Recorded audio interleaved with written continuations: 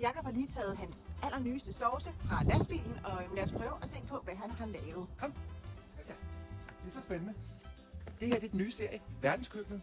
Og det primære det er, at det er et land eller en region, der har lagt navn til og smag til sovsene. Den her, Korean Black Tiger, en nyfortolkning af en klassisk koreansk barbecue. Alle tiders, og prøv lige at se en etikette. Altså, masser af farve, masser af fest. Asian Sensation, min helt nye hot sauce, den kommer til at blive revet væk. Den smager helt fortryllende til alt asiatisk. Og så har vi selvfølgelig taget det bedste fra USA. Klassisk barbecue, en Eagle barbecue, som jeg synes er ret flot også i de amerikanske farver. Og endelig Mexican Fiesta. Hver dag er en fest i Mexico, når det kommer til mad. Så prøv den. Mexico.